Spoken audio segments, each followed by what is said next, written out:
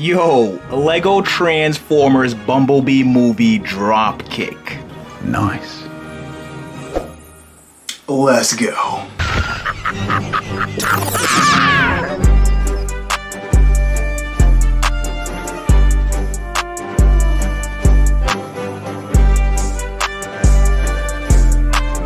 Damn, son, where'd you find this? Yo, what's going on, guys? It's your boy Say here. Let's get right into it. Wow. Okay, now here we have Dropkick in his robot mode. Nah, but hold up though. Can I get a sheesh, please? Now Dropkick here is coming in at a good 8.5 inches in this mode and comes fully equipped with the arm cannon and the retractable death blade. Because y'all already know my man's Dropkick be out here slicing and dicing Autobots on the regular. Okay, now before we get into the review, for anyone that would like me to build their favorite Transformers out of Lego or get ad-free access to all of my content, consider becoming a Super Say. Membership link in the description. Now back to Dropkick here. I'm hype, okay? Like, no, I'm not even gonna hold you. Because for years, bro, for years, I've been trying to figure out how in the hell to get the car doors of my Lego Transformers to be angled at this position so they look like wings in their robot modes. Oh. I'ma say it again. Years. Bumbucker! Now, you know what my problem was? For years, I have been building without using ball joints. So if we take a look at the car doors right here, as you can see, they're connected to the front windshield via some plated ball joints right here. More specifically though, they're connected using the 1x2 plated ball joint and socket pieces here. Ooh. And I told y'all that in another video, the plated ball and socket joints will change your life. Bro, I couldn't even pay my rent before I got the plated ball and socket joint. Like, what's going on right now? Huh? Now, in all seriousness though, I've been buying hundreds of these off eBay because they're cheap and I can buy them in bulk. Not only that, they do eventually lose their ability to do their job the more you snap the ball joints in and out of the socket. So I need a lot of replacements on hand. They definitely ain't as bad as this piece right here though. Bro, this piece got about 8 uses before the joint just busts.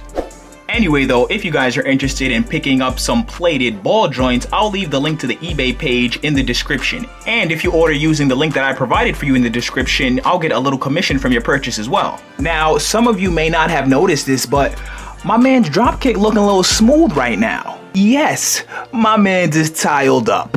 Okay.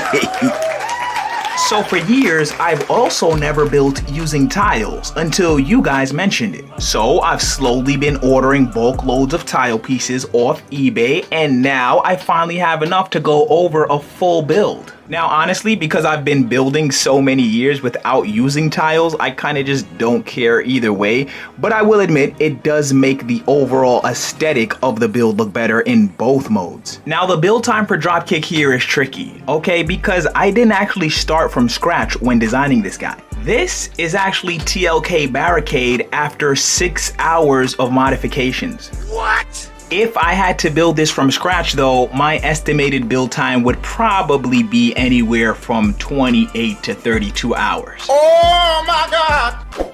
And the only reason I arrived at that number is because that's actually the average build time for more complex builds such as this one. But the modifications to this build aren't over. I was gonna change this guy into Shatter next, but believe it or not, I could change this guy into Bumblebee way faster than I could change this guy into Shatter. So you best believe I'm gonna milk the hell out of this design. I'm doing version 2s of all my movie Bumblebees. Actually, you're wonderful. You're wonderful. Now, enough talk about the future. Let's get back into this vehicle mode.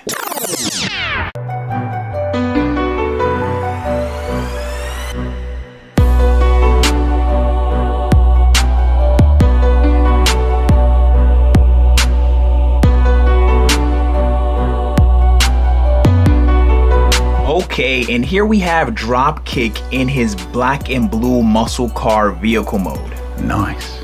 And for those of you that don't know, Dropkick is also a triple changer in that Bumblebee movie that he's featured in.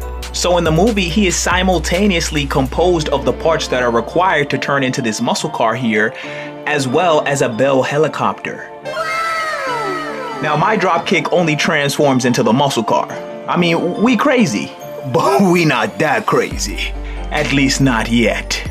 And for those of you that also don't know, Shatter is Dropkick's partner in crime. So if you guys are interested in checking out my Bumblebee movie Shatter build, I'll leave the link to that video at the end of this one. Now, just a disclaimer, that build was made a really long time ago, so the kibble on that was pretty disrespectful, but it is still a cool build. Now, I'm loving Dropkick's vehicle mode here a lot. Some notable details are the exposed engine here sticking out of the hood, along with the fully detailed bumper complete with the respective lights and grille pieces. Next, we've got the little white color details which he sports on the side of his vehicle mode and some lights in the back here. Now, I do have two little insurance stands right here that I place Dropkick on in his vehicle mode. And those are really just to stop his arms from falling down spontaneously. As you can see, they're completely fine now, but just sometimes if I move him at a weird angle, stuff misaligns on the inside and the arms kind of just plop down. Now, Dropkick is coming in at a good 8 inches in this mode as well. And unlike TLK Barricade, this guy cannot roll. And that's really just due to the way that he transforms. Now, one thing I find really interesting is how much my building style has changed over like the past 6 months. And that transition definitely didn't happen overnight. But in the comments though, if you build Lego MOCs, let me know how long you've been building.